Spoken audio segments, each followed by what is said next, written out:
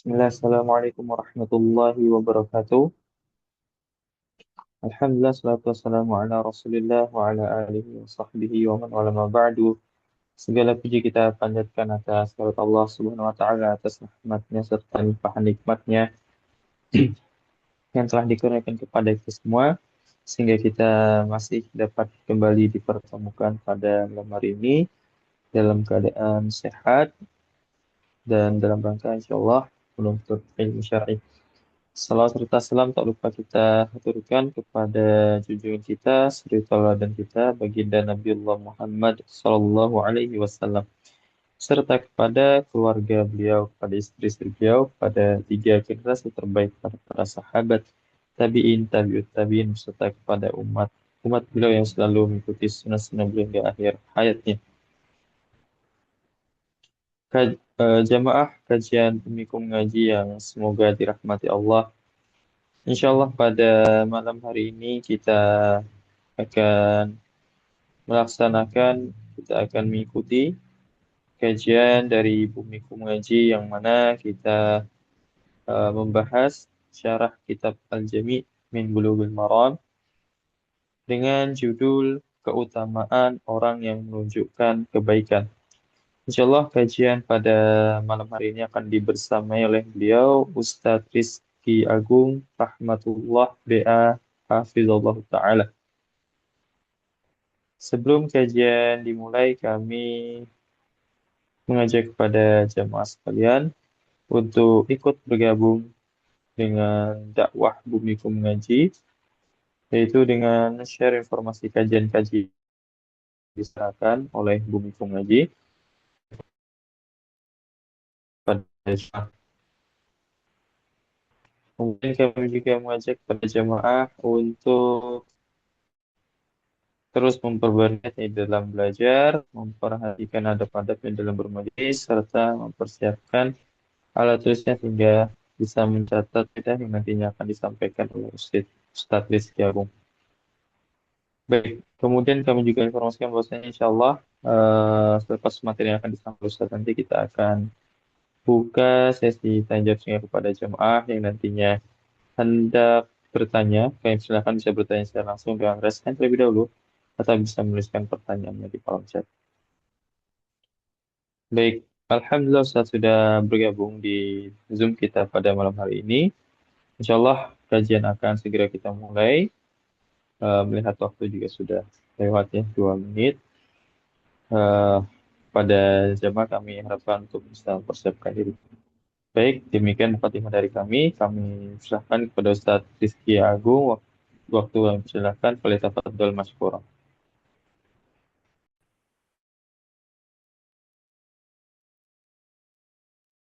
Baik, Bismillahirrahmanirrahim. Assalamualaikum warahmatullahi wabarakatuh. Alhamdulillahi hamdan katsiran tayyiban mubarakan fih kama yuhibbu rabbuna wa yarda. Asyhadu an la ilaha illallah wahdahu la syarika lah wa asyhadu anna Muhammadan abduhu wa rasuluh. Allahumma salli wa sallim ala nabiyyina Muhammadin wa ala alihi wa ashabihi wa man tabi'ahum bi ihsanin ila yaumiddin. Allahumma alimna ma yanfa'una wanfa'na bima 'allamtana wa zidna ilma amma ba'd. Baik para ikhwah, jamaah Bumiku Mengaji yang semoga Allah muliakan kita semuanya. Alhamdulillah kita bersyukur dan memuji Allah Subhanahu wa taala atas limpahan kenikmatan yang begitu banyak serta karunia dan rahmatnya yang diberikan kepada kita semua sehingga Allah masih mudahkan kita untuk kembali melanjutkan bersama-sama duduk dalam Zoom meeting online Bumiku Mengaji. Kita melanjutkan bahasan dari Kitabul Jami' dari Bulughul Maram karya Al-Imam Al-Hafidh Ibnu Hajar Al-Asqalani rahimahullahu taala dengan penjelasan atau syarah dari Syekh Muhammad Syekh Abdul Aziz bin Bas rahimahullahu taala, dan kita masuk pada bab yang kedua dari Kitabul Jami, yaitu Babul Birri Wasilah, dan masuk pada hadis yang ke-13 Ya, hadis ke-13 bab kedua dari Kitabul Jami, di mana hadis ini diberikan judul oleh Syekh Muhammad bin Ismail As-San'ani dengan judul Ad-dalu 'alal khair kafa'ilihi. Itu orang yang menunjukkan kepada kebaikan, maka dia mendapatkan seperti orang yang mengerjakannya.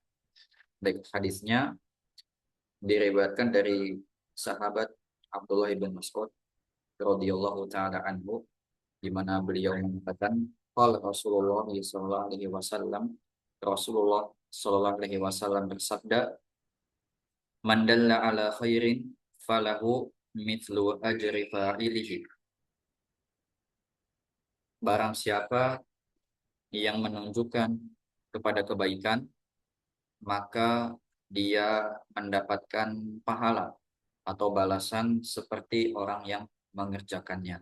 Hadis ini dikeluarkan di dalam kitab Sahih Muslim oleh Imam Muslim, yang dinilai hadis ini sebagai hadis yang sahih. Ya, dalam kitab Sahih Muslim dikeluarkan hadis nomor 1893, dan juga dikeluarkan oleh Al-Imam At-Tirmidzi di dalam kitab sahihnya juga nomor 2671, dan juga dikeluarkan oleh Al-Imam Ahmad dalam musnadnya hadis nomor 272 dalam jilid yang kelima. Para ikhwah yang semoga Allah muliakan, hadis ini merupakan hadis yang sangat singkat ya, yang teksnya sedikit, namun para ulama mengatakan bahwa ini di antara bentuk jawami'ul kalimnya Rasulullah. Ya, di mana Rasulullah itu diberikan keutamaan oleh Allah berupa jawami'ul kalim, yang sedikit ucapannya, ya pendek kalimatnya, namun syarat akan makna. Ya, makna yang sangat luas dari kalimat yang sangat sedikit. Ya, dari perkataan beliau atau sabda beliau yang sangat sedikit ini, sehingga mudah untuk dihafalkan dan diingat oleh umatnya, namun cakupannya atau faidah yang diambil darinya itu sangat banyak dan sangat luas. Ya. Kemudian para hadirin yang semoga Allah muliakan, kita akan melihat eh, sebelum kita melihat dari penjelasan Syekh bin Bas di sini, kita melihat eh, ringkasan singkat yang diberikan oleh Syekh As-San'ani, di mana beliau mengatakan bahwa hadis ini menunjukkan bahwasanya orang yang mengarahkan kepada kebaikan atau orang yang menunjukkan kepada kebaikan, maka yukjar biha, dia diberikan pahala. Adalu alaihi ka ajri fa'ilil khair. Orang yang menunjukkan hal tersebut, maka dia mendapatkan balasan atau pahala seperti orang yang mengerjakan kebaikan tersebut. Ya, ini hadisnya sangat jelas. Barang siapa yang menunjukkan kepada kebaikan, maka dia mendapatkan pahala seperti orang yang mengerjakannya. Berarti hanya sekedar dengan menunjukkan, kita bisa meraih pahala dari kebaikan yang dikerjakan oleh orang yang kita tunjuki tersebut. Ya. Kemudian para hadirin yang semoga Allah muliakan, Syekh bin Bas rahimahullah taala memulai syarahnya dengan mengatakan wa fi ba'din nusakh, dan dalam teks yang lain dikatakan Abu Mas'ud ataupun Ibnu Mas'ud. Ya, di mana Syekh bin Bas mengatakan ini kekeliruan dari beberapa ulama yang dimana menyebutkan hadis ini riwayat dari sahabat Ibnu Mas'ud. Tapi dari versinya beliau, dari apa yang beliau pahami, bahwa hadis ini diriwayatkan dari sahabat Abu Mas'ud yang nama aslinya adalah Uqbah ibn Amir. Namun kita terlepas dari perbedaan tersebut, kita tidak akan memperpanjang penjelasan dari perbedaan dari riwayat tersebut. Kita akan lebih fokus kepada apa yang dibahas dari hadis ini. Karena kalau kita melihat dari matan Kitabul Jami'nya sendiri, Ibnu Hajar pun menyantumkan Ibnu Mas'ud. Kemudian dari beberapa kitab yang lain, dari syarah-syarah Kitabul Jami yang lain, di antaranya Subul Salam ataupun yang lain, itu pun juga menyebutkan Abdullah ibn Mas'ud. Ya. Kemudian saya melanjutkan, hada hadithun azimun min jawami'il kalim. Hadis ini adalah hadis yang agung di antara bentuk jawami'ul kalimnya beliau. Tadi sudah kita singgung bahwasanya jawami'ul kalim adalah di antara keutamaan yang diberikan oleh Allah kepada Rasulnya Shallallahu Alaihi Wasallam berupa kalimat yang singkat sekali, namun padat maknanya. Ya, kemudian fayan bagi lil mukmini, min talibi ilmin wa min ghairihi minal muslimin an yahrisa 'ala dalalati 'ala al-khair. Maka selayaknya bagi seorang mukmin, terutamanya bagi orang yang menuntut ilmu, bagi penuntut ilmu. Nah, kenapa Syekh di sini menekankan penuntut ilmu? Karena para penuntut ilmu pada dasarnya mereka adalah orang yang senantiasa mencari kebaikan. Ya, ilmu yang di sini yang dimaksud tentunya adalah ilmu yang bermanfaat, terutama ilmu yang berkaitan dengan agama ataupun akhirat. Para penuntut ilmu adalah orang yang banyak mengetahui kebaikan. Maka lebih ditekankan bagi penuntut ilmu untuk mengamalkan apa yang terkandung dalam hadis ini, yaitu menunjukkan kepada kebaikan. Karena dia yang mencari, dia yang banyak tahu. Jadi dia yang lebih berhak untuk mengamalkan hadis ini. Dia yang lebih punya beban untuk mengamalkan atau mempraktekkan hadis ini. Kemudian wa min ghairihi minal muslimin, dan juga selain dari penuntut ilmu secara umum, minal muslimin, dari kaum muslimin, ya siapapun dia berhak untuk mengamalkan hadis ini. Karena konteks hadisnya ini umum. Kata Rasul di sini mandalla ala khairin, barang siapa. Man di situ menunjukkan keumuman. Ya, siapa atau barang siapa, baik laki-laki maupun perempuan, ya baik ustadz maupun orang biasa, baik orang yang kaya maupun orang miskin, baik orang dewasa maupun anak muda, ya semuanya berhak untuk mengamalkan hadis ini, semuanya masuk dalam konteks hadis ini. Dan ini di antara bentuk jawami'ul kalimah Rasul tadi. Hadis yang konteksnya pendek, namun cakupannya luas. Jadi siapapun bisa. Dan siapapun akan mendapatkan apa yang ada dalam hadis ini. Entah itu penuntut ilmu yang sudah kita jelaskan tadi, dengan alasan yang ada karena dia yang punya beban lebih besar dalam mengamalkan hadis ini, ataupun yang lainnya dari kaum muslimin secara umum. An yahrisu 'ala dalalati 'alal khair, untuk berusaha menunjukkan kepada kebaikan. Ya dulu ikhwatahu 'alal khair, menunjukkan saudaranya seakidah, seiman untuk melakukan kebaikan fi dinihim wa dunyahum, dalam urusan agama dan dunianya. Nah ini ternyata para ikhwas sekalian, lagi-lagi kita melihat bahwa hadis ini menunjukkan keumuman dari segi lafadz khair atau kebaikan. Kebaikan yang diinginkan dalam hadis ini bukanlah kebaikan yang terbatas pada hal-hal tertentu, namun kebaikan yang ternyata cakupannya juga lebih luas.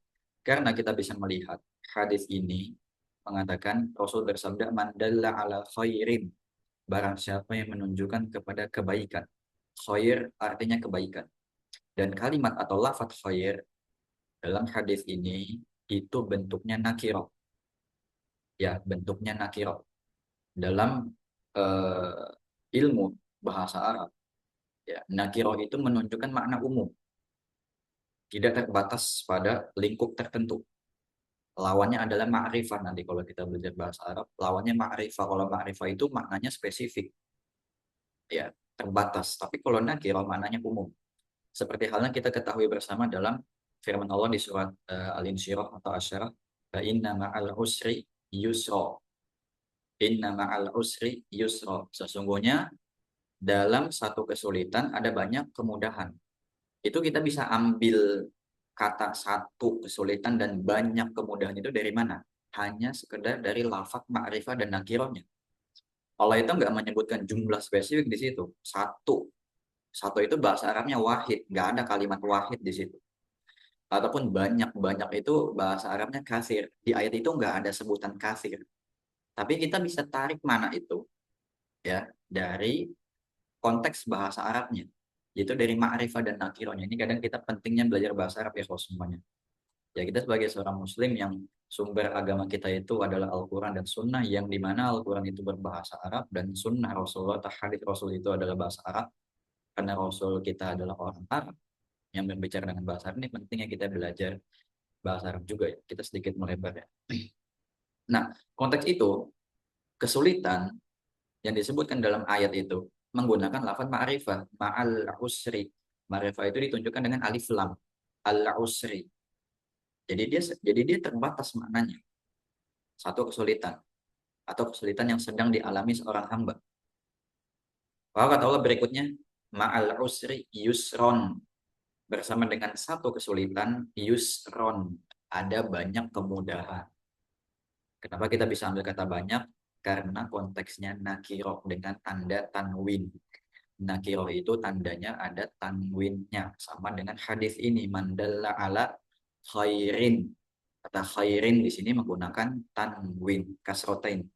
Jadi ini menunjukkan makna nakiro umum. Gitu ya.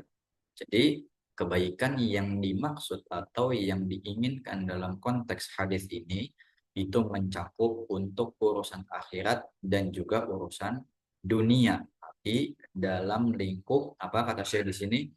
Yadulluhum ala ma yanfa'uhum. Menunjukkan kepada mereka kaum muslimin yang lain kepada hal-hal yang bermanfaat untuk mereka. Nah, lingkupnya di situ, batasannya di situ, yaitu pada hal yang bermanfaat baik untuk urusan dunia maupun untuk urusan akhiratnya. Jadi nggak termasuk untuk urusan-urusan yang nggak bermanfaat ya. Untuk hal yang nggak bermanfaat nanti kita masuk dalam hadis yang ingin kita bawakan di sini. Ya, jadi para ikhwan yang semoga Allah muliakan. Hadis yang kita baca ini itu juga ada ya penguatnya atau hadis yang senada konteksnya dalam riwayat lain yang dikeluarkan juga oleh Imam Muslim dalam kitab Sahihnya dan juga Imam An-Nasai dan Imam Ahmad di mana Rasul bersabda man sanna sunnatan hasanatan fil Islam, barang siapa yang menunjukkan sunnah yang baik ya yang menunjukkan perkara yang baik dalam Islam atau memulai ya perkara yang baik dalam Islam, kana lahu ajruha, maka dia akan mendapatkan pahalanya karena dia mengerjakannya, jadi dia mendapatkan pahalanya karena dasar dia mengerjakan. Kemudian apa? Wa ajru man amila biha, dan pahala orang yang mengerjakannya juga. Jadi barang siapa yang membuat sunnah yang baik dalam Islam, dia akan mendapatkan pahalanya atas dasar dia yang mengerjakan. Kemudian dia akan mendapatkan pahala orang-orang yang mengerjakan yang serupa juga. Nah, ini senang dengan hadis ini.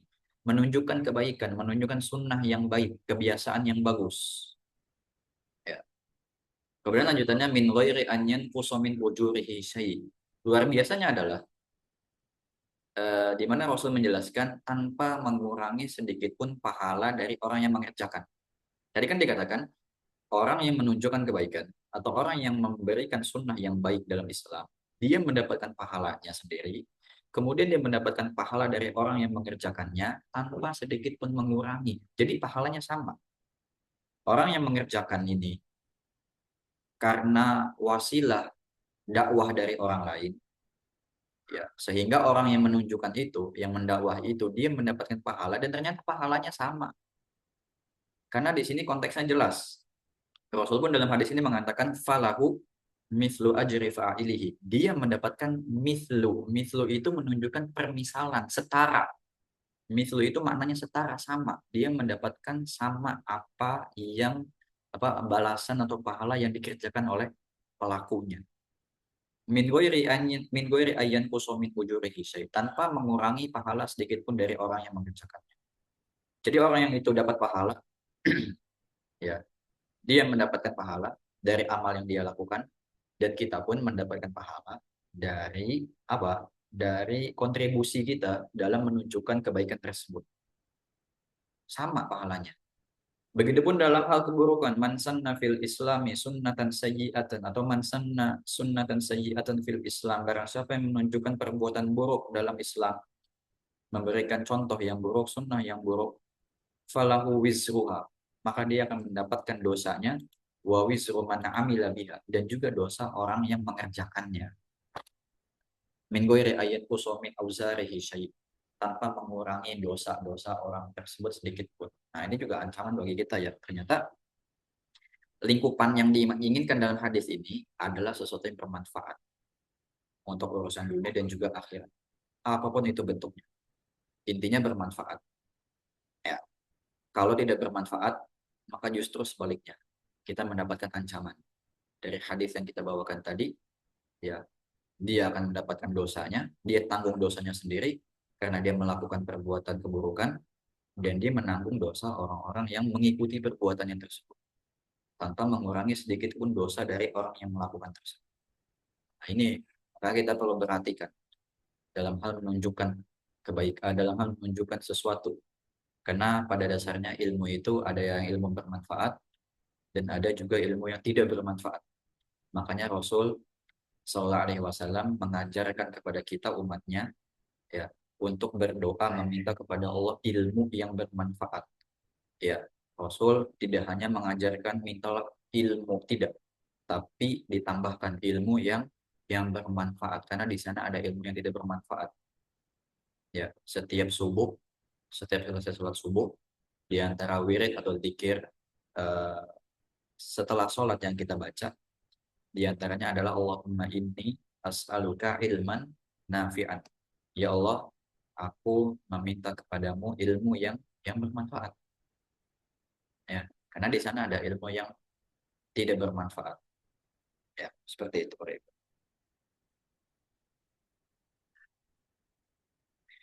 Kemudian, para hadirin yang semoga Allah muliakan, hal ini juga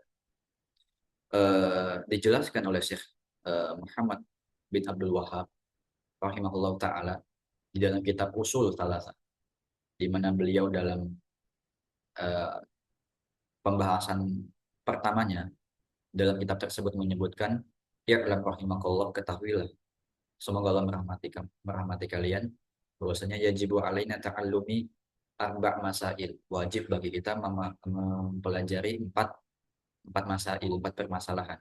Di antaranya yang pertama adalah al-ilmu. Kita harus berilmu. Ya, makanya tadi Syekh bin Bas juga menegaskan kepada penuntut ilmu, karena dia telah mengerjakan kewajiban yang pertama, yaitu berilmu. Kemudian apa? Al-amalu bihi, mengamalkannya. Ditunjukkan dengan hadis yang tadi, man sanna fil islami sunnatan hasanatan. Barang siapa yang mengerjakan sunnah yang baik dalam Islam. Kemudian yang ketiga apa? Ad-da'watu ilaihi, mendakwahkan ilmu tersebut. Jadi kewajiban orang yang memiliki ilmu, orang yang menuntut ilmu, selain dia mengamalkan untuk dirinya sendiri, dia perlu untuk mendakwahkan kepada orang lain. Agar kebaikan itu bisa meliputi seluruh kaum muslimin. Agar kebaikan itu tidak hanya berhenti pada dirinya saja, namun juga kepada orang lain pun yang nanti akan kembali untuk dirinya sendiri. Ya, seperti itu ya semuanya. Kemudian di sini Al-Imam As-Sun'ani menjelaskan bagaimana sih bentuk menunjukkan itu yang dimaksud atau yang diinginkan. Beliau di sini sedikit menjelaskan bahwa wad-dalalatu takunu bil isyarati 'alal ghairi bi fi'lil khair. Menunjukkan kebaikan itu bisa dengan bentuk al-isyarah 'alal ghair, mengisyaratkan atau menunjukkan kepada orang lain bi fi'lil khair, untuk mengerjakan kebaikan. Contoh, ada kewajiban dalam syariat ini, atau ada amaliyah sunnah dalam syariat ini yang kita ajarkan kepada orang yang belum tahu, atau sekedar kita mengingatkan kepadanya bahwa perlu untuk dilakukan hal ini, maka ini pahalanya akan kembali kepada orang tersebut karena dia mengamalkannya. Kemudian dia mengamalkannya dari apa yang kita tunjukkan, maka pahalanya akan kembali kepadanya, kemudian pun akan kembali kepada kita karena kita menunjukkan. Kemudian apa? Yang kedua, wa ala irsyadi multamisil khair. Bentuk yang kedua, selain menunjukkan untuk melakukan kebaikan, bisa juga dengan irsyad multamisil khair ala annahu yatlubahu min fulan. Menunjukkan orang yang sedang mencari kebaikan, ya, bahwa dia bisa mengambil kebaikan tersebut atau bisa meminta kebaikan tersebut atau bisa minta ditunjuki untuk kebaikan tersebut min fulan, dari orang lain. Misalkan kita nggak tahu nih urusan ini, kita nggak paham masalah ini, atau kita nggak mampu untuk melakukan hal ini, suatu hal misalkan.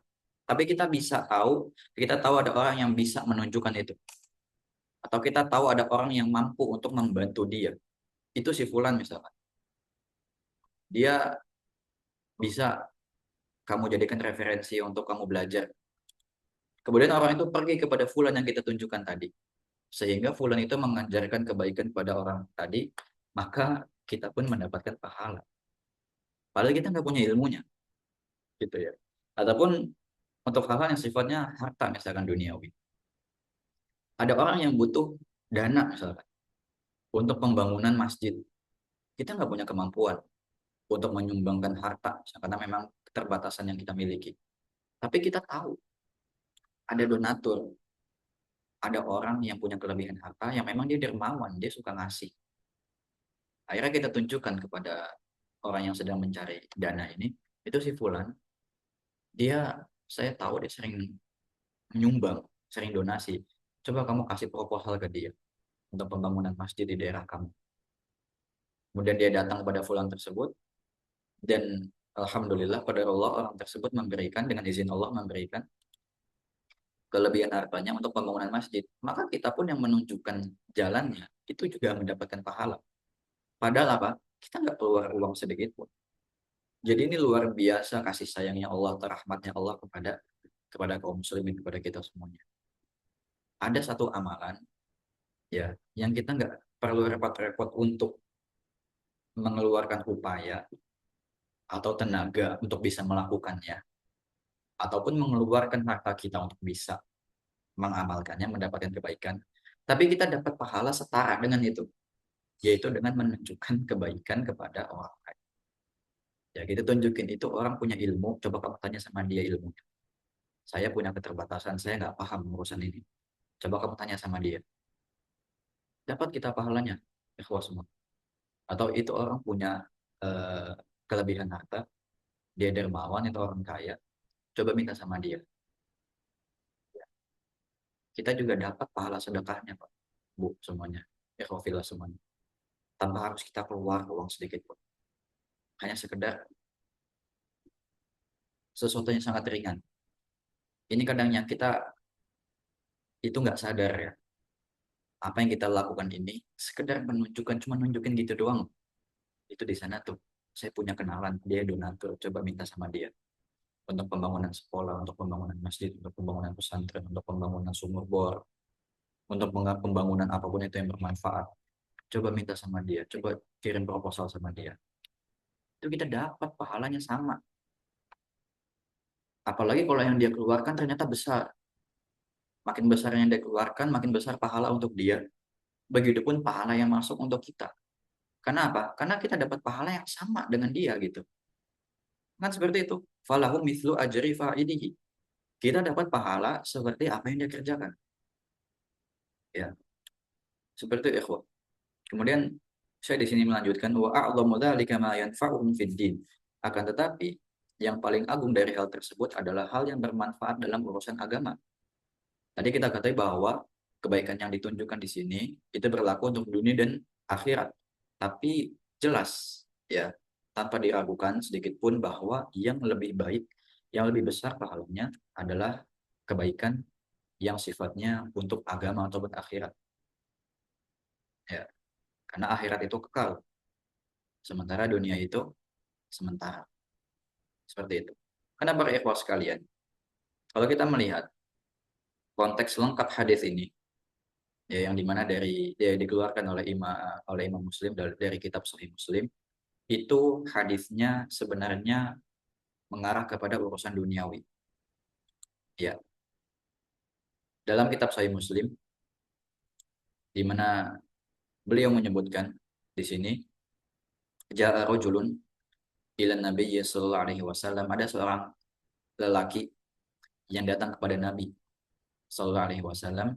Faqala, kemudian orang itu mengatakan, inni ubdi abi fahmilni. Wahai Rasulullah, sesungguhnya untaku atau tungganganku sudah tidak bisa aku naiki lagi. Maka berikanlah tunggangan untukku.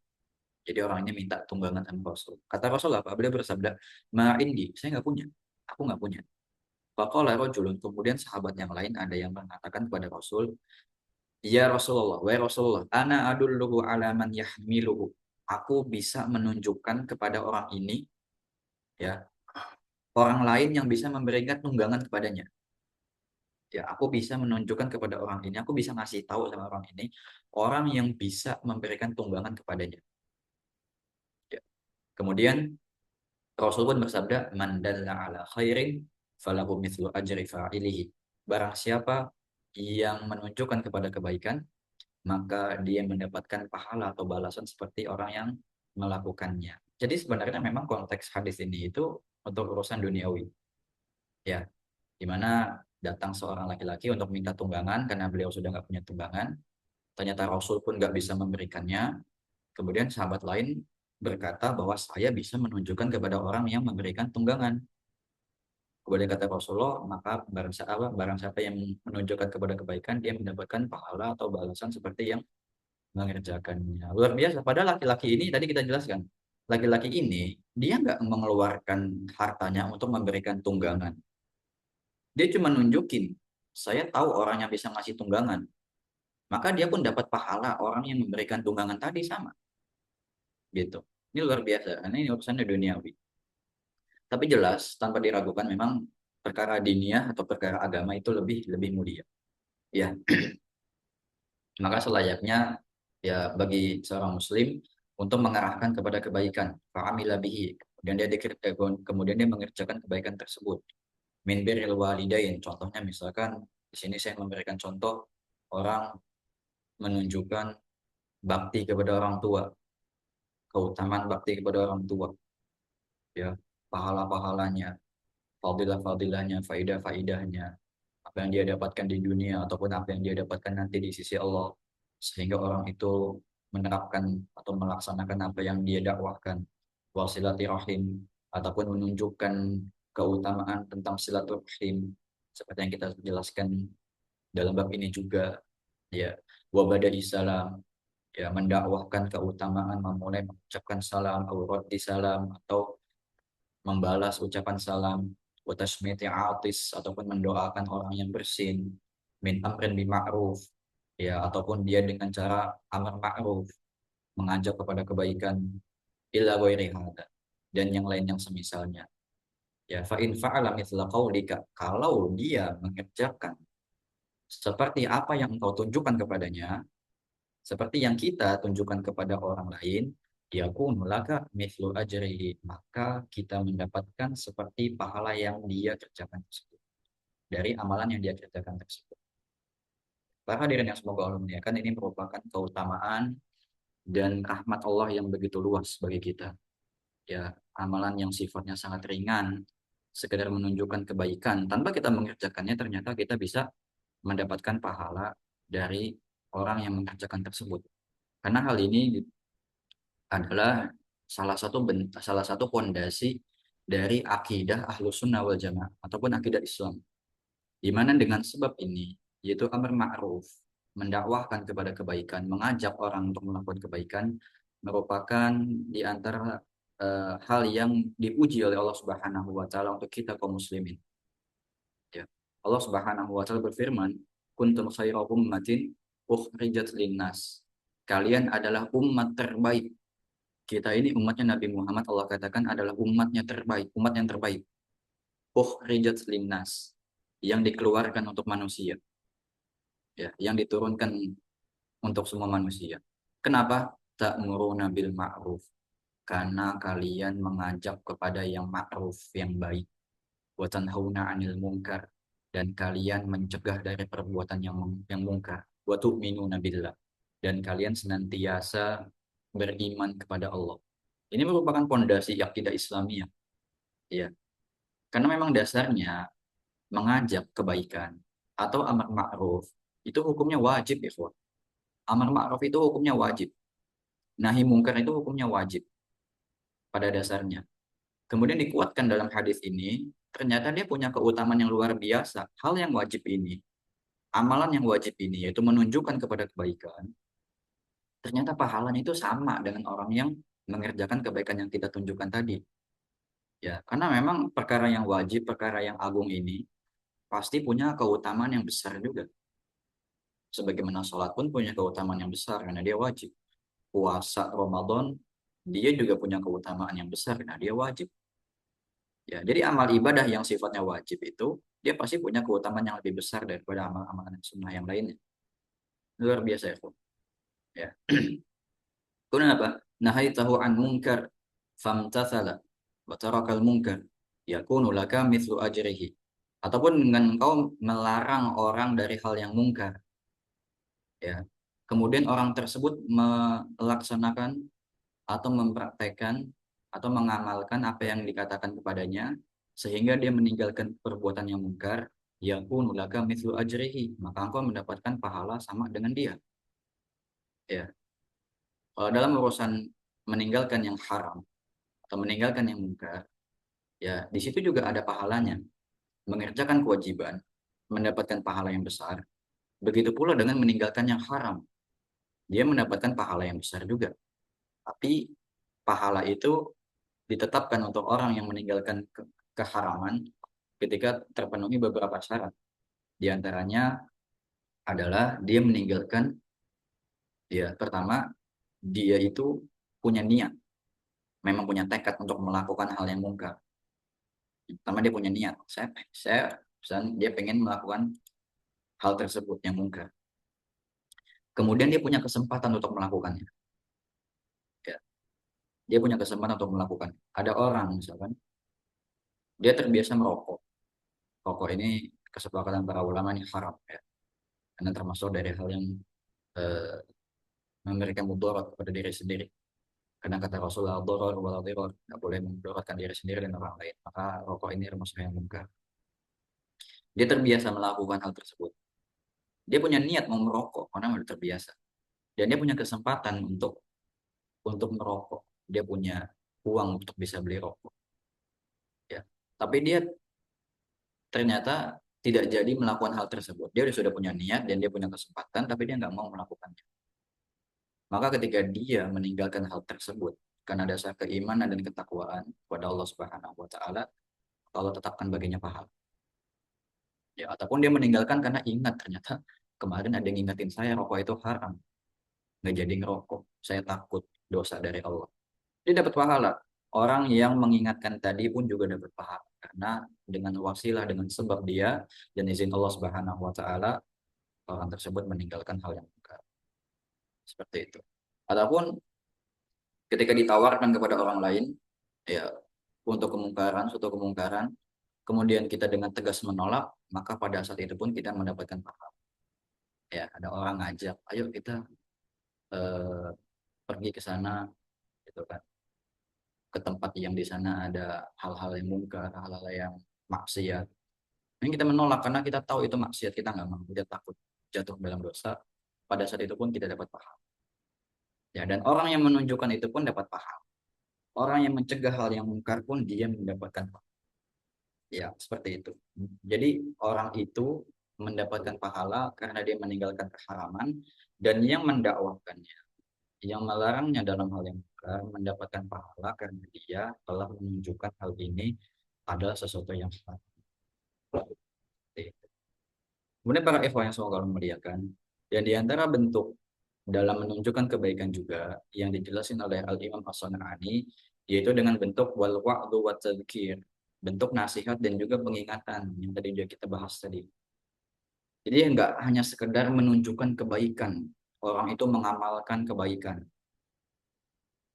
Jadi pahala itu bukan terbatas dalam rangka al-imtithal bil awamir, mengerjakan perintah atau melaksanakan ketaatan. Bukan hanya sekedar itu, tapi pahala itu juga ada dengan bentuk meninggalkan yang mungkar.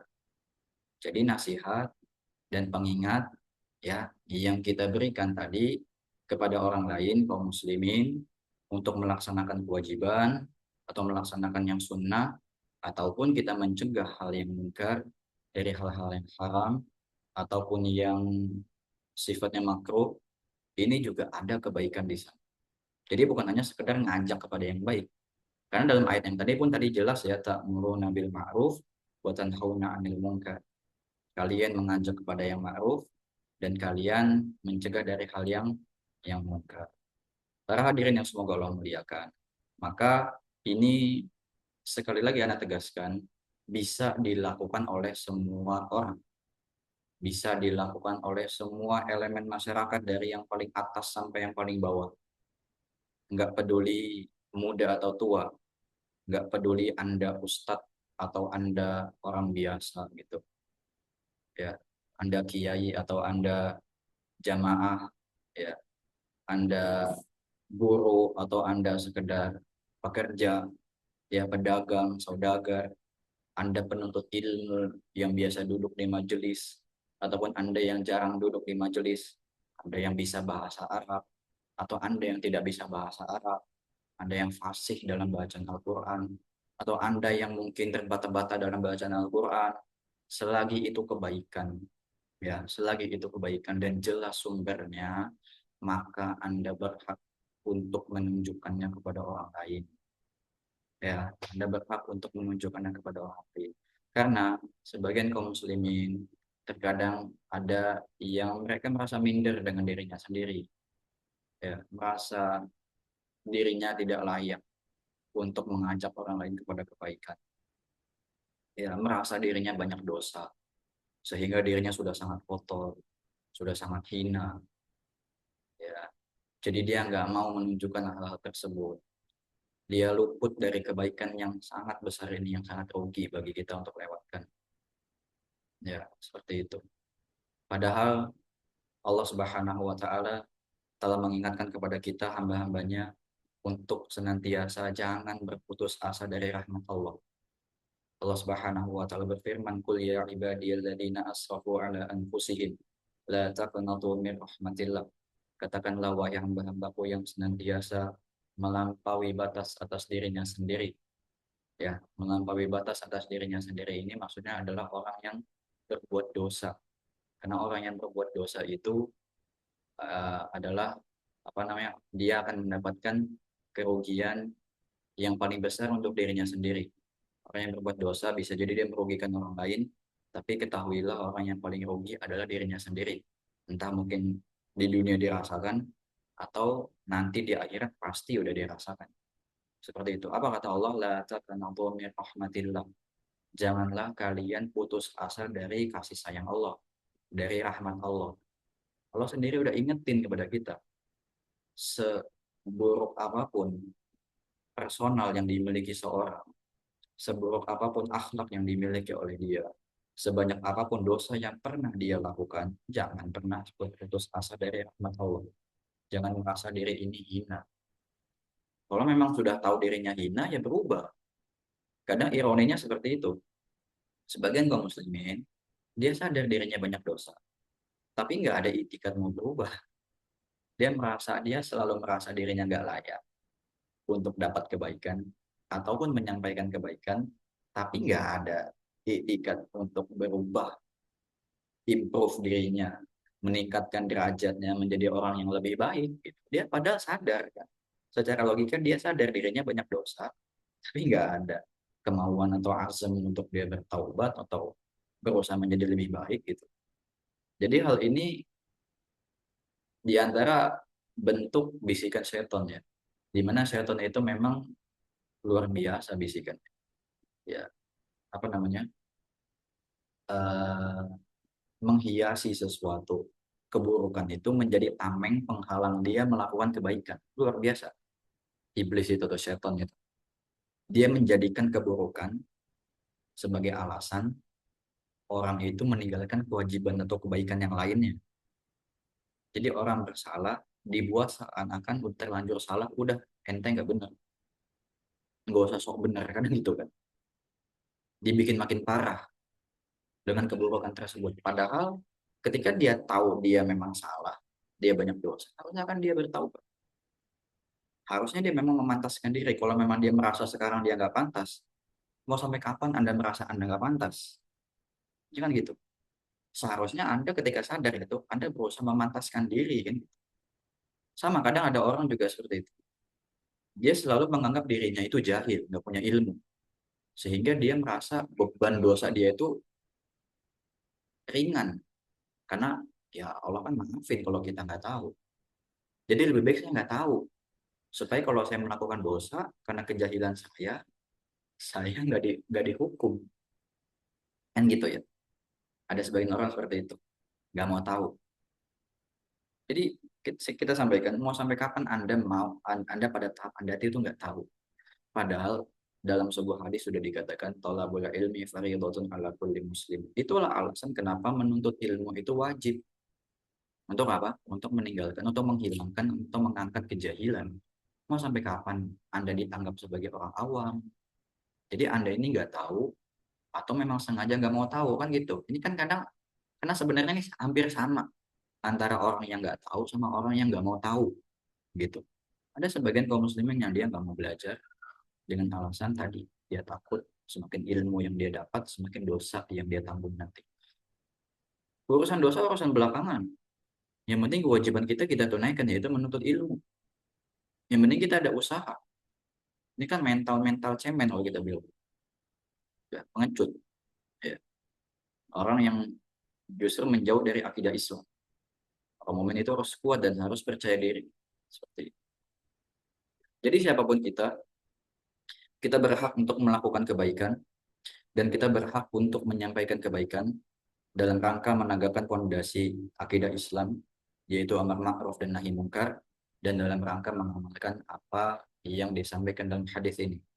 Dan dalam rangka kita meraih kebaikan dari apa yang disampaikan dalam hadis ini. Karena pahalanya sangat besar. Kita mendapatkan pahala kebaikan dari orang yang mengerjakannya tanpa perlu kita capek-capek mengerjakan amal tersebut. Kita hanya ngomong ngasih tahu sholat sunnah, apa ada sholat sunnah loh ternyata habis maghrib 2 rakaat. Coba kerjakan. Atau ada sholat 2 rakaat atau sebelum subuh yang kebaikannya adalah lebih baik dari dunia dan seisinya. Coba deh kamu kerjakan. Luar biasa loh pahalanya. Oh iya ada ya. Ada nih hadisnya. Kita cuma nunjukin gitu. Setelah kita tunjukkan ternyata dengan izin Allah, Allah mudahkan dia untuk melakukan amalan tersebut. Dia rutinkan sholat sunnah qobliyah subuh 2 rakaat. Itu pahala adir kita semuanya ikhwan. Belum lagi dengan amalan yang kita kerjakan lagi. Kita juga mengamalkan nih qobliyah subuh. Itu baru satu amalannya, baru satu amalan qobliyah subuh kita amalkan. Kita dapat pahala dari amalan kita sendiri. Kemudian kita dakwahkan ke orang, dapat pahala dari dia. Dan itu baru satu orang, Pak, Bu. Belum lagi nggak tahu orang berapa yang kita ajar.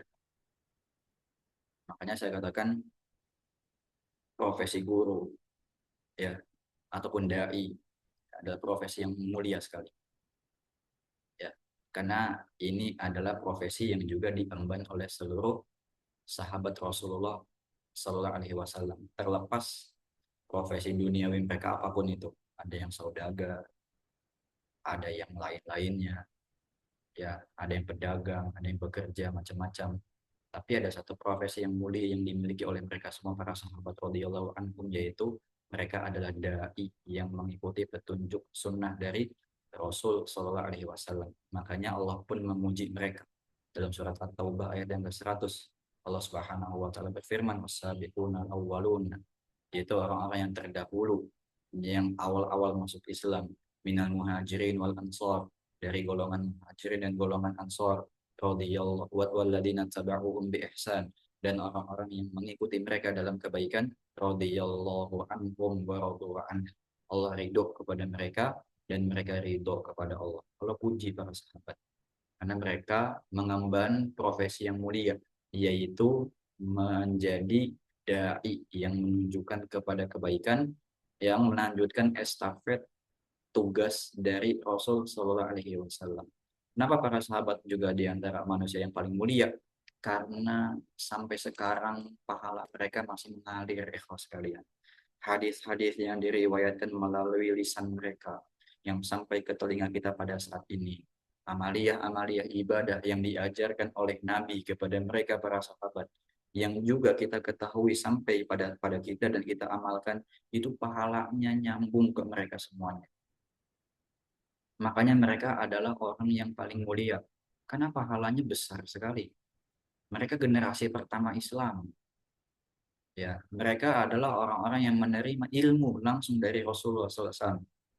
Betapa banyak orang yang sudah hidup dari zaman mereka sampai sekarang ini yang menerapkan Islam sesuai dengan apa yang mereka ajarkan kepada kita, sesuai dengan apa yang mereka terima dari Nabi kita Sallallahu Alaihi Wasallam. Makanya mereka orang-orang yang dipuji oleh Allah Subhanahu Wa Taala. Di antaranya dengan sebab ini, karena kebaikan yang mereka tunjukkan itu terus mengalir sampai hari kiamat. Ya. Kemudian para hadirin yang semoga Allah muliakan, Ini luar biasa. Ya, dari hadis yang sangat singkat ini, ya, namun faedahnya luar biasa. Banyak yang kita dapatkan. Ya, kemudian kita lanjutkan sedikit dari apa yang disampaikan oleh Syekh di sini. Saya mengatakan, "Fain bagi lil mukmin an la yahqira nafsahu." Maka selayaknya bagi seorang mukmin untuk tidak bakhil, tidak pelit terhadap dirinya sendiri. Ya, wala siyama talibul ilm. Terlebih lagi seorang penuntut ilmu.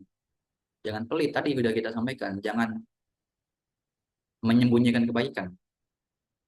Jangan sampai kebaikan itu berhenti atau terputus di diri kita saja. Ajak orang melakukan kebaikan. Terutama penuntut ilmu, karena Anda punya ilmunya. Ya, seperti itu. Bal yabdul al-ma'ruf. Tetapi dia harus berusaha untuk melakukan kebaikan. Kemudian apa? Wa yadullu 'alal khair, dan menunjukkan kebaikan tersebut. Wala yai'as, dan jangan putus asa. Sudah kita bahas juga tadi ya. Wala yakul, dan jangan sampai berucap, jangan sampai berpikiran hada la yasma' wala yastajib. Orang ini nggak mau dengar. Orang ini nggak akan mau memenuhi apa yang kita ajak. Sehingga udah percuma ya, mendakwahi dia. Jangan bakhil, coba dulu gitu kan. Belum dicoba, coba dulu aja. Ingetin gitu. Ya, ini belum apa-apa udah. Adalah dia emang nggak mau dengar. Atau dengan mengucapkan haula ila yastajibun. Orang-orang ini orang yang jauh dari kebaikan. Tidak mengijabah atau mengistijabah dari kebaikan tersebut. Bal yabdul, akan tapi harusnya dia berusaha dulu. Allahul muwaffiq wal hadi subhanahu wa ta'ala, dan Allah lah yang memberikan petunjuk dan juga hidayah taufik kepada kita semuanya. Jadi eh, ini merupakan kebaikan yang ringan sebetulnya, ya, yang nggak perlu kita lelah untuk melaksanakannya, untuk menerapkannya, dengan pahalanya itu sangat besar.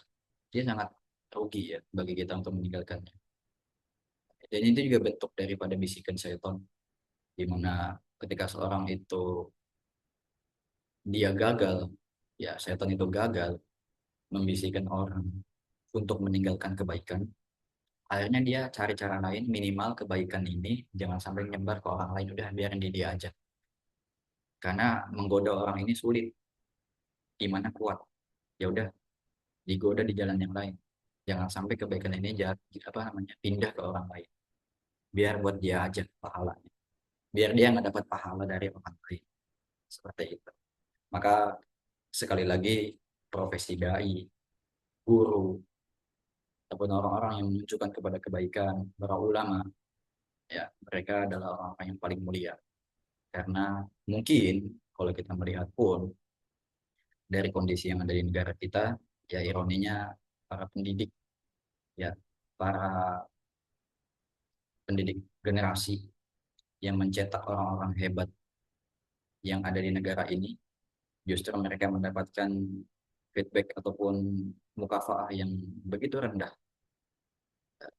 dari urusan dunianya. Bahkan mungkin di bawah standar dari apa yang didapat oleh orang-orang. Itu ironinya. Orang-orang yang berusaha memperbaiki islah umat ini atau generasi ini justru mendapatkan sesuatu yang lebih sedikit daripada orang-orang yang mungkin atau bahkan eh, memiliki profesi yang justru merusak akidah umat Islam ataupun generasi Islamiyah. Ya, sebagian mungkin dari orang-orang yang masuk di dunia entertainment, hiburan, yang kita tahu dunia hiburan itu luar biasa. Ya, mukafaan dibandingkan guru yang cuma berapa sih, di bawah standar. Sekedar mereka cukup untuk menyambung kehidupan mereka, nggak bisa mereka memperkaya diri dengan hal itu. Ya, tapi maka saya pun sering kali memotivasi teman-teman yang ada di lembaga pendidikan, karena saya pun bekerja di lembaga pendidikan. Ya, saya nggak bisa memberikan motivasi kepada mereka dari urusan harta. Kenapa yang mereka dapat itu nggak sebanding dengan orang-orang di luar. Tapi satu yang bisa kita banggakan, itu balasan dari Allah itu sangat besar untuk kita semuanya. Bayangkan ya para guru TK misalkan yang dia mengajarkan bacaan Quran kepada anak muridnya, sehingga murid itu bisa lancar baca Quran dan dia membaca Quran setiap hari, ya, dia dapat pahala dia baca Quran dan dia transfer pahala itu kepada gurunya tadi. Dan itu baru satu anak, itu baru satu anak. Satu kelas kita ngajar banyak sekali anak, puluhan atau mungkin ratusan satu angkatan, ataupun ilmu-ilmu yang lain, ataupun adab akhlak, ya kita sampaikan nasihat-nasihat kepada mereka, bagaimana berbakti kepada orang tua, beradab kepada orang yang lebih tua, menyayangi yang lebih muda, ya mengamalkan hadis Nabi, mengamalkan uh, hukum-hukum dalam Al-Quran. Mereka amalkan itu semuanya, setiap hal yang mereka amalkan dari wasilah apa yang kita ajarkan itu semuanya kebaikan yang kita nggak bisa hitung, ya bos. Nanti kita akan panen itu semua nanti di hadapan Allah Subhanahu Wa Taala. Ini loh pahala atau kebaikan dari apa yang telah kalian ajarkan kepada umat Islam, ya, kepada murid-murid Anda, kepada kaum muslimin semuanya. Ya, makanya juga kita sebagai orang tua jangan mau kita kalah sama guru-guru. Ya, kita punya anak-anak, jangan sampai kita kecolongan, ya, dalam tanda kutip kecolongan ngajarin Al-Fatihahnya kepada anak-anak. Padahal Al-Fatihah itu mereka baca setiap hari dalam sholatnya. Sehari minimal 17 kali, karena dalam sholat itu sehari 17 rakaat. Setiap mereka membaca Al-Fatihah kita, maka itu pahalanya kembali kepada orang tua. Yang sama diambil alih sama guru, nanti pahalanya dibuat dia. Karena dalam urusan kebaikan kita itu nggak ada konsep ngalah, ya. Kan dalam urusan pahala kita nggak ada konsep ngalah, jangan mau kalah dalam urusan menunjukkan kebaikan pun gitu. Karena Allah katakan fastabiqul khairat, berlomba-lombalah dalam kebaikan. Kalau urusan dunia nggak usah capek-capek kita berlomba, tapi kalau urusan akhirat jangan malah, ya, ajarkan kepada anak. Kita sebagai orang tua, Fatihah terutama, baca Al-Quran. Walaupun guru mengajarkan di sekolah, kita juga di rumah mengajarkan. Jangan kita serahkan semuanya kepada orang. Nanti pahalanya buat dia semua, buat kita dapat apa? Padahal ini adalah uh, investasi pahala kita nanti. Jika kita orang tua nanti sudah meninggal, ya, karena anak itu adalah amanah yang besar yang diberikan oleh Allah kepada kita, dan juga itulah yang kita harapkan dari mereka ketika nanti kita sudah wafat. Karena di antara amalan yang tidak terputus dari seorang anak Adam ketika dia meninggal adalah doa anak soleh kepada orang tuanya. Itu yang kita inginkan. Itu buah yang kita harapkan dari anak-anak yang Allah titipkan kepada kita. Ya, bukan untuk mereka mengurus kita di hari tua, investasi di masa tua, nggak ada. Ya, keliru. Yang kita inginkan nanti kalau kita udah meninggal, dia doain kita sebagai anak yang soleh, yang mendoakan memberikan kebaikan untuk orang tuanya. Seperti itu. Mungkin sampai sini ya para evan, semoga membiarkan kita akan lanjut pada pertemuan berikutnya. Allah a'lam bishawab. Kita kembalikan kesempatan kepada moderator. Baik, alhamdulillah syukron Ustaz atas materi yang sudah disampaikan pada kesempatan malam hari ini. Kita masuk ke sesi yang selanjutnya, sesi tanya jawab. Silakan pada jamaah bisa mengajukan pertanyaannya secara langsung dengan raise terlebih dahulu atau bisa menuliskan pertanyaannya di kolom chat. Baik, kami mendahulukan kepada yang sudah raise hand, kepada Ibu Yuniarti, bisa bertanya kepada Ustaz.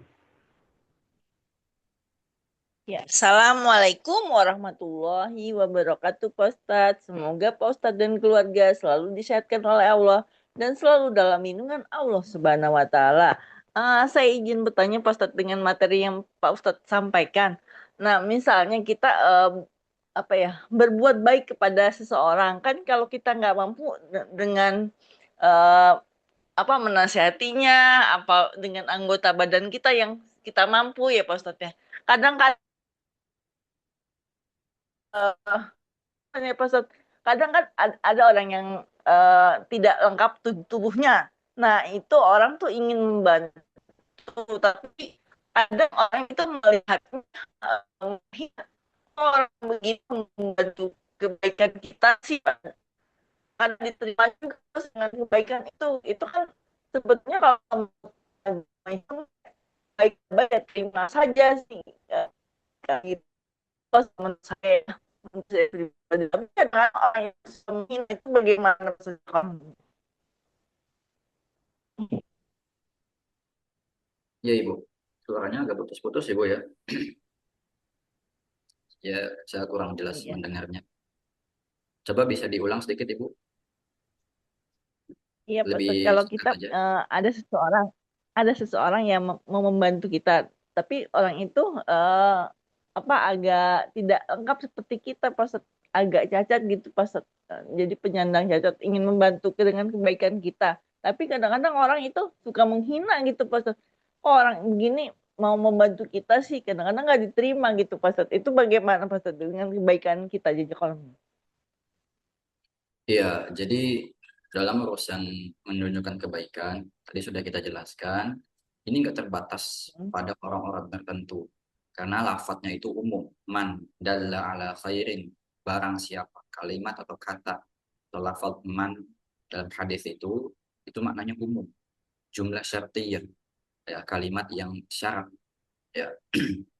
Jadi siapapun, mau laki-laki mau perempuan, mau yang fisiknya sempurna maupun yang cacat, mau yang muda maupun yang tua, yang kecil atau dewasa, ya orang yang berilmu atau orang yang punya sedikit ilmu, ya siapapun dia layak untuk mengamalkan hadis ini, untuk bisa meraih keutamaan yang ada di hadis ini dalam menunjukkan kebaikan kepada orang lain ataupun mencegah kemungkaran kepada dari orang lain. Ya, nggak bermasalah. Intinya apa yang disampaikan darinya berupa kebaikan, ya kita lihat itu, kita amalkan itu semampu yang kita kerjakan. Ya, dan sehingga orang itu bisa mendapatkan pahala dari apa yang dia tunjukkan. Ya, karena mungkin orang yang memiliki keterbatasan fisik, dia punya keterbatasan juga dalam ibadah, ya ataupun keterbatasan dalam urusan yang lainnya. Sehingga ada amal ibadah yang mungkin nggak bisa dia lakukan karena dengan fisiknya yang terbatas, tapi dia bisa meraih kebaikan itu dengan cara dia menunjukkan kepada orang lain. Dengan apa? Dengan dia pertama punya ilmunya.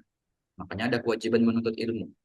Dan kewajiban menuntut ilmu pun juga nggak terbatas kepada orang-orang yang hanya sehat. Tapi orang yang sakit juga dia bisa menuntut ilmu dengan caranya, dengan kemudahannya, ataupun dengan hal-hal yang bisa dia lakukan. Sehingga dari ilmu tersebut, dia bisa tunjukkan kepada orang lain, dan orang itu mengamalkannya dengan wasilah dia, sehingga orang itu bisa mendapatkan pahala dari orang tersebut. Seperti itu. Misalkan orang cacat, ya mohon maaf misalkan, dia nggak punya kaki, sehingga dia kesulitan untuk bisa berangkat ke masjid untuk sholat, tapi dia menunjukkan kepada orang lain, dia berdakwah kepada orang lain, laki-laki yang lain, bahwa sholat berjamaah ke masjid itu kewajiban bagi laki-laki dan ada keutamaan di sana. Ya, kemudian orang itu mengamalkan apa yang dia kerjakan. Dia berangkat ke masjid, dia mendapatkan keutamaan berjalan ke masjid, yang keutamaannya itu satu langkahnya menggugurkan kebaikan, menggugurkan dosa, afwan, dan satu langkahnya itu mengangkat derajat. Ya, satu langkah mengangkat derajat, satu langkah menggugurkan dosa. Orang yang nggak punya kaki, keterbatasan fisik, mungkin dia nggak bisa melakukan itu dengan leluasa. Tapi dengan dia menunjukkan hal tersebut, sehingga dilakukan oleh orang lain, dan orang itu menunjukkannya, mendapatkan pahalanya, dan pahala itu juga didapatkan oleh orang yang menunjukkan tadi. Seperti itu. Ya, Allah alam. Iya, iya Pak Ustadz. Jazakallahu Ustadz atas jawabannya. Assalamualaikum warahmatullahi wabarakatuh. Waalaikumsalam warahmatullahi wabarakatuh. Waalaikumsalam warahmatullahi wabarakatuh. Baik, syukur Ustaz atas jawabannya. Kita lanjutkan kepada yang sudah resen, Ibu Idar, kami persilahkan. Ya. Assalamualaikum warahmatullahi wabarakatuh, Ustadz. Waalaikumsalam warahmatullahi wabarakatuh. Saya pernah membaca bahwa dalam ayat Al-Quran ada surat Asy-Syaff ayat 23 yang menjelaskan bahwa Allah sangat membenci orang yang hanya menyuruh orang lain berbuat baik tetapi tidak melakukannya. Bagaimana ini Ustadz? Juga ada di dalam Al-Baqarah ayat 44 juga hampir sama begitu Ustadz. Jadi saya kadang-kadang ragu untuk menyuruh orang berbuat baik kalau saya sendiri belum bisa melaksanakannya atau belum bisa meninggalkannya. Saya agak takut untuk mengatakan karena ada yang mengatakan bahwa Allah membenci hal itu, Ustadz. Gimana itu, Ustadz? Iya. Baik, konteks ayat ini ya sebetulnya adalah motivasi untuk diri kita juga. Jadi sekalipun memang ada kebaikan yang luput dari kita, yang kita tahu keutamaannya, namun kita belum mampu atau mungkin belum dapat hidayah dari Allah untuk bisa mengamalkan, untuk konsisten di atasnya. Namun kita juga menjadi ragu untuk menunjukkan kepada orang lain, itu justru jadi introspeksi untuk diri kita. Maka selayaknya kaum muslimin, ya seorang muslim dia menunjukkan kebaikan kepada orang lain, ya yang dia pun bisa mengerjakannya. Jadi dia jangan mau berpangku tangan, lempar bola, udah dia cuma terima hasil aja. Tapi dia juga harus berusaha untuk memperbaiki dirinya. Kalau dalam konteks Al-Baqarah ayat 44 di sini dikatakan atamuruna an-nasa bil birri wa tansawna anfusakum wa antum tatluna kitab. Apakah kalian menyuruh orang manusia untuk melakukan kebaikan, ya, wa tansawna anfusakum, sedangkan kamu melupakan kewajibanmu sendiri. Jadi yang dimaksud di sini adalah kewajiban, ya, wa antum tatluna kitab, dan kalian adalah orang yang mendapatkan Alkitab itu Taurat. Ini ditujukan kepada orang Yahudi konteksnya. Orang Yahudi yang kita ketahui mereka adalah orang yang berilmu, namun mereka enggan melakukan ilmu tersebut, enggan melaksanakan ilmu tersebut. Sehingga kalau katakan dalam surat Al-Fatihah, al-maghdub, orang yang dimurkai, dan mereka punya ilmu tapi enggak mengamalkannya. Tapi dalam menunjukkan ini, ya menunjukkan kebaikan, ini tentu tetap ada kebaikan dari hal itu. Ya, ataupun dari surat As-Saff ayat 1 ya. 2, 3. Ayat 2, 3, Ustaz. Ayat 2 ya. Ya, Ustaz. Di mana Allah katakan, ya ayyuhalladzina amanu lima taquluna ma la taf'alun. Wahai orang yang beriman, mengapa kalian mengatakan sesuatu yang tidak kamu kerjakan? Ayat 3-nya, kabura maqatan 'indallahi an taqulu ma la taf'alun. Amat besar kebencian di sisi Allah bahwa kamu mengatakan apa yang tidak kamu kerjakan. Ya, ini ya tadi ancaman bagi kita, apa yang kita miliki namun nggak kita kerjakan. Walaupun dari hal-hal yang kemungkaran, ketika kita melarang orang melakukan kemungkaran, tapi ternyata kita pun melakukan kemungkaran tersebut. Sungguh ini dosanya lebih besar daripada orang yang tidak mengetahui. Ya ini makanya tadi kita juga sampaikan bahwa ada orang sebagian yang dia enggan menuntut ilmu, dia enggan tahu, karena dia takut dosa dari ketahuan tersebut, dari keilmuan tersebut. Padahal seorang muslim itu harusnya dia berusaha menjauhi, melaksanakan kewajiban, dan berusaha untuk mengerjakannya. Adapun urusan mendakwahi, maka ini nggak bertentangan dengan apa yang ada dalam ayat ini. Hadis ini menganjurkan untuk kita menunjukkan kebaikan, tapi ternyata dalam konteks lain ada yang menyebutkan dalam surat As-Saff ini ayat 2 dan ayat 3, ternyata dosanya itu lebih besar di sisi Allah untuk orang yang mengatakan apa yang tidak dikerjakannya. Ini bukan sebagai keharaman, ya, tidak menunjukkan keharaman, tapi untuk introspeksi agar kita harusnya selayaknya mukmin yang sebenarnya adalah menunjukkan kebaikan yang kita kerjakan juga, gitu. Seperti itu. Jadi bukan keharaman, menunjukkan kebaikan, sesuatu yang kita kerjakan ataupun melarang kemungkaran, kemaksiatan, sesuatu yang memang tidak kita kerjakan, ya, yang tidak kita lakukan itu atau kita tinggalkan konsisten, seperti itu. Allah alam Ya, bissawab. tapi kalau kita sedang berusaha, misalnya untuk dalam hal-hal yang terlarang gitu, kita berusaha untuk menghindarinya dan kita katakan pada orang lain, tapi kita sendiri belum sepenuhnya menghindarinya. Jadi itu tidak haram ya, Ustaz. Iya, tidak haram, tidak mengapa, karena bisa jadi itu jadi wasilah, jadi cambuk juga bagi kita. Orang itu bisa meninggalkan padahal dia baru tahu. Kenapa kita yang sudah lama tahu kita nggak bisa-bisa? Nah itu jadi pelajaran buat kita juga, jadi motivasi buat kita juga, jadi wasilah buat kita berusaha menjadi lebih baik. Orang itu bisa, kenapa kita nggak bisa? Minimal kan kita punya malu, ya minimal kita punya malu. Orang itu kita ajarkan kebaikan, dia mengamalkannya konsisten. Kita yang ngajarin malah kita nggak konsisten. Ya, itu. Makanya di sini Allah katakan lima tapulu nama tafalu. Kenapa engkau mengatakan apa yang enggak tidak kau kerjakan? Nah, seharusnya kita malu yang menunjukkan kebaikan sesuatu yang kita ternyata nggak bisa melakukannya, tapi tetap dapat pahalanya. Karena ini nggak bertentangan, tidak kontradiktif, ya tidak ta'arud dalam dalil-dalil Al-Quran maupun dari hadis Rasul Sallallahu Alaihi Wasallam. Jazakallah khairan Ustaz. Barakallahu fikum. Baik, syukur Ustaz atas jawabannya. Kami izin bacakan Ustaz pertanyaan yang masuk secara langsung. Assalamualaikum Ustaz, saya mau tanya, apabila saya dikasih uang tanpa meminta untuk saya gunakan, kalau ada sesuatu dari seorang muslim pengusaha makanan yang terkadang suka menerima orderan untuk acara ulang tahun, acara maulid, acara Natal, dan lain-lain. Pertanyaan saya, apakah uang yang diberikan itu tidak halal untuk saya dikarenakan beliau terkadang suka menerima pesanan makanan untuk acara ulang tahun, acara maulid, acara Natal, dan lain-lain? Iya, menerima hadiah dari sumber usaha yang di sana ada syubhatnya ya. Maka ini kita harus pastikan kalau memang uang yang dia berikan kepada kita itu dari hasil usaha atau orderan yang pada saat itu bukan dari orderan yang syubhat, maka silakan ambil, tidak mengapa.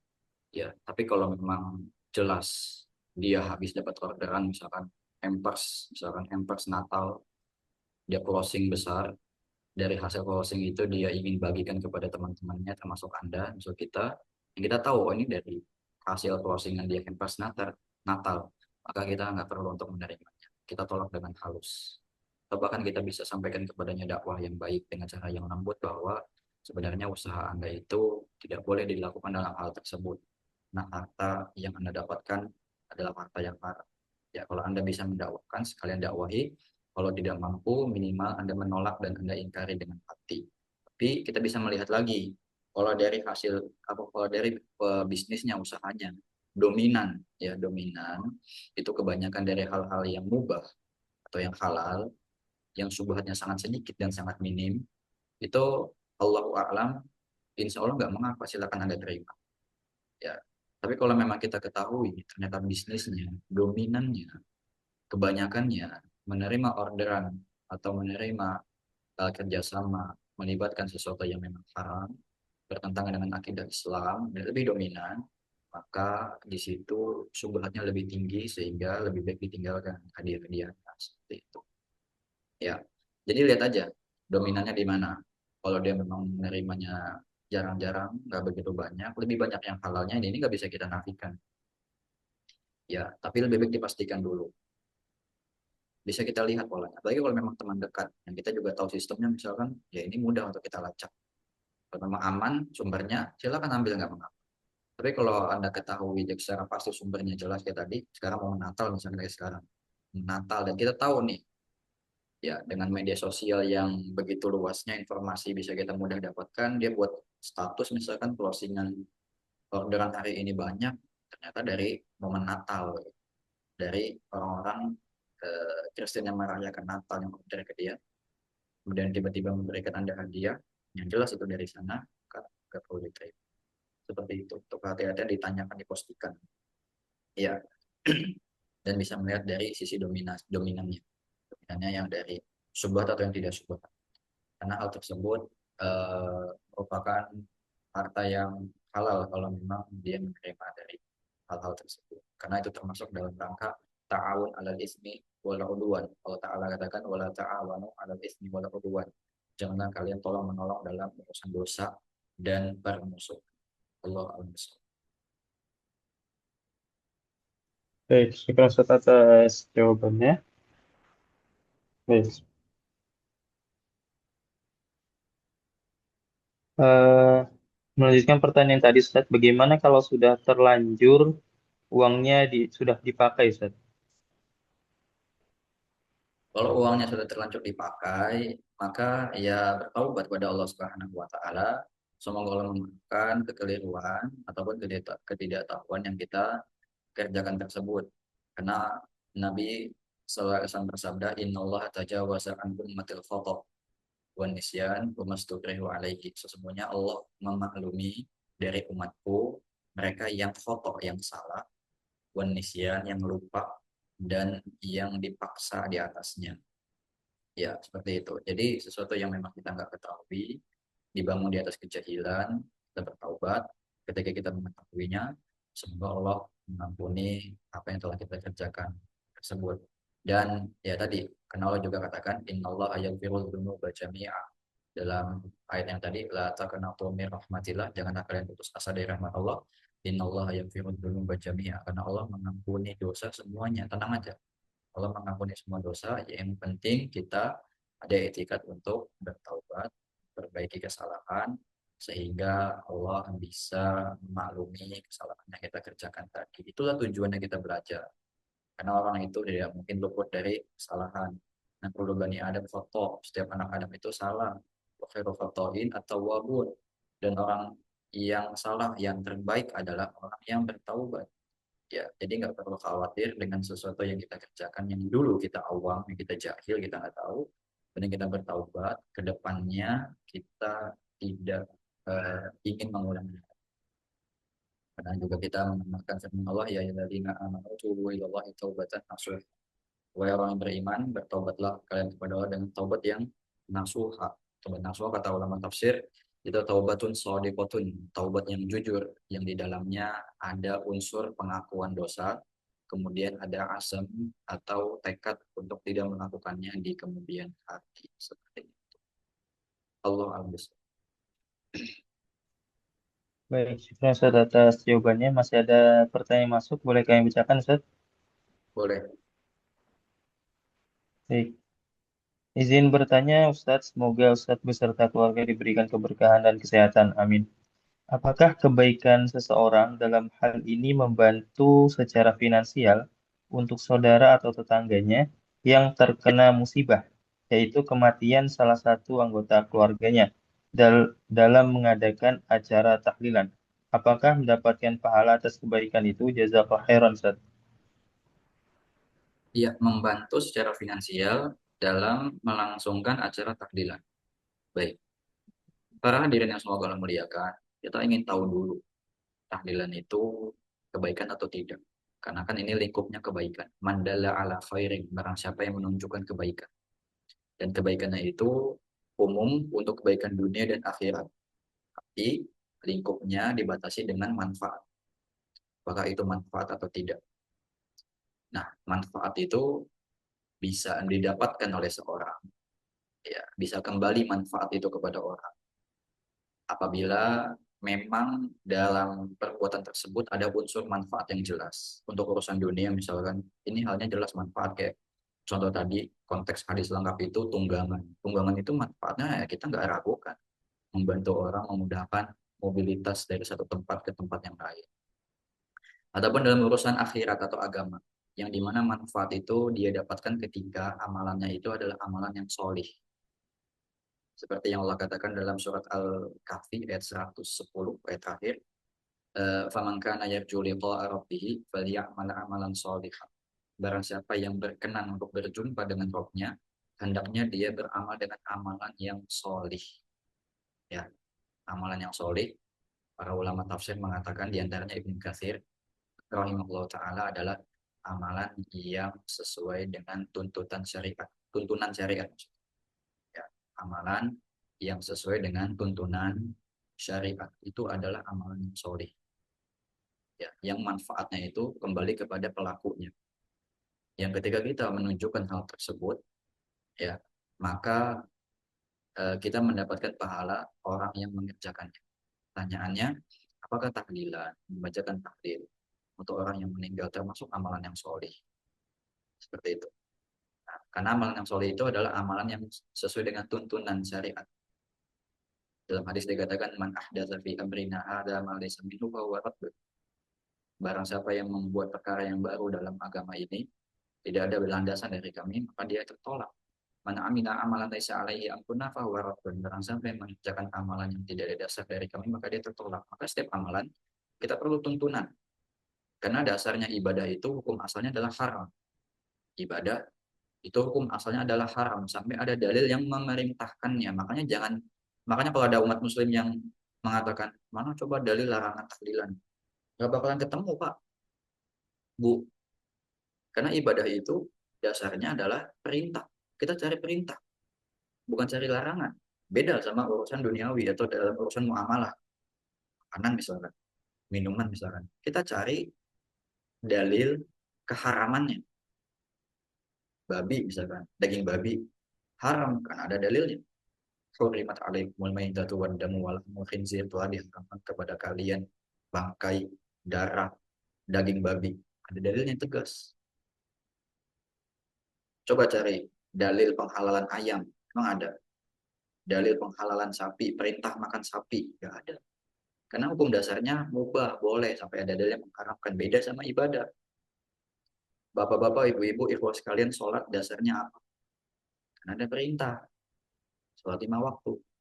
Dasarnya melakukan puasa Ramadan apa? Ada perintah. Puasa di bulan Ramadan penuh. Kewajiban setiap muslim maupun Islam. Dasar silaturahim apa? Kenapa sih saya harus silaturahim? Ada perintahnya. Bakti sama orang tua, memuliakan ibu dan ayah. Mendoakan mereka dalam kebaikan. Ngapain sih? Karena ada perintahnya dalam agama kita. Iya kan? Begitu. Jadi dasarnya itu cari perintah. Bukan cari larangan.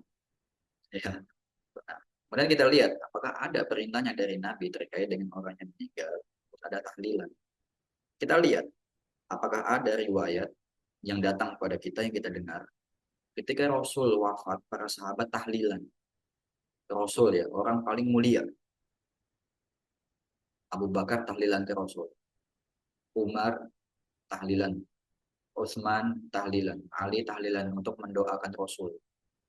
Kumpul semuanya, makan-makan. Semua para sahabat. Ini Rasul yang meninggal loh. Manusia paling mulia. Ada nggak sampai kepada kita riwayatnya? Nggak ada. Padahal mereka adalah orang yang paling duluan dalam mengerjakan kebaikan. Tidak ada satupun kebaikan yang luput ya dari pengerjaan mereka. Para sahabat radhiyallahu anhum. Jadi kita jelaskan juga mereka adalah generasi yang Allah puji oleh Allah dalam surat At-Taubah ayat 100 pun dalam sabda Rasul khairun nasi qarni. Sebaik-baik manusia adalah yang ada di zamanku. Apakah kita merasa lebih mulia ketika kita melakukan tahlilan sementara mereka nggak melakukan? Apakah kita merasa kita lebih tahu sementara mereka nggak tahu? Gitu. Padahal Allah juga katakan al-yauma akmaltu lakum dinakum. Pada hari ini telah aku sempurnakan agama Islamnya untuk kalian. Ya, udah sempurna Islam. Nggak perlu ditambah. Jadi kita harus lihat dulu tahlil ini sesuai dengan tuntunan atau tidak. Apakah dia amalan solih? Kalau memang dia amalan solih, maka mendapatkan pahala dari menunjukkan kebaikan. Seperti misalkan ada orang yang membangun masjid, jelas kebaikan. Kita bantu dengan finansial, kita bantu untuk sokong kebutuhan pembangunan, jelas dapat pahalanya. Walaupun kita nggak ngebantu tenaga, jelas dapat pahalanya. Setiap orang yang sholat di situ kita dapat pahalanya. Setiap orang yang ibadah dalam masjid, apapun itu ibadahnya, tilawah mungkin, belajar mungkin, kita dapat pahalanya karena kita bantu di situ. Tapi kalau ini ternyata tidak sesuai dengan tuntunan, sehingga dia tidak masuk dalam kategori amalan solih, maka tentu bukan pahala yang kita dapat, justru sebaliknya, dosa yang kita dapat. Ya, kalau ternyata amalannya bukan amalan yang solih, yang sesuai dengan tuntunan syariat, bukan pahala yang kita dapat, justru dosa. Sebagaimana firman Allah tadi yang kita bacakan di surat Al-Maidah, wala ta'awanu 'alal itsmi wal 'udwan. Jangan saling tolong-menolong dalam perkara dosa dan permusuhan. Ini larangannya ada ternyata. Nah, itu tadi kita katakan ibadah itu cari larangan, cari perintah. Ya, ternyata ada larangan secara spesifik juga, nggak boleh kita tolong-menolong. Ini jelas keharamannya. Ya, sudah ditakkit keharamannya. Tidak boleh tolong-menolong dalam urusan keburukan dan juga permusuhan. Karena dosa, bukan pahala lagi. Seperti itu. Ya, kalau memang ibadahnya seperti itu. Kalau ada orang yang ingin membangun masjid yang di dalamnya dilakukan untuk menyembah kuburan misalnya, berdoa kepada kuburan, sujud kepada kuburan. Kita bantu misalkan membangun masjid itu, bukan pahala yang didapat, dosa. Ya, karena yang dilakukan di sana adalah kemungkaran. Kemungkaran itu disokong. Yang menyokong juga dapat tadi seperti hadis yang tadi, waman sanna sunnatan sayyi'atan fil Islam. Barang siapa yang membuat perkara buruk, sunnah yang buruk dalam Islam, falahu wizruha, dia dapat dosanya, wa wizru man amila biha, dan dosa orang yang melakukannya. Nah, ya, itu jawabannya. Allah a'lam bishawab. Ini cukup ya. Syukur Ustaz atas jawabannya. Gimana Ustaz? Ya, cukup sampai sini aja. Kita cukupkan Ustaz? Ya, Baik. Baik, kami ucapkan syukran wa jazakumullah khairan kepada Ustaz Rizky Agung atas materi yang sudah disampaikan pada kesempatan malam hari ini, serta jawaban dari pertanyaan yang sudah diajukan oleh para jamaah. Kami juga ucapkan jazakumullah khairan kepada jamaah yang sudah dapat hadir di kajian kita pada malam hari ini. Semoga apa yang sudah Ustaz sampaikan tadi bisa menambahkan iman dan takwa kita, serta menambahkan hazanah ilmu kita, sehingga faedah yang sudah kita dapatkan bisa kita amalkan dalam kehidupan sehari-hari. Mari kita tutup kajian kita pada malam hari ini dengan doa kafaratul majelis.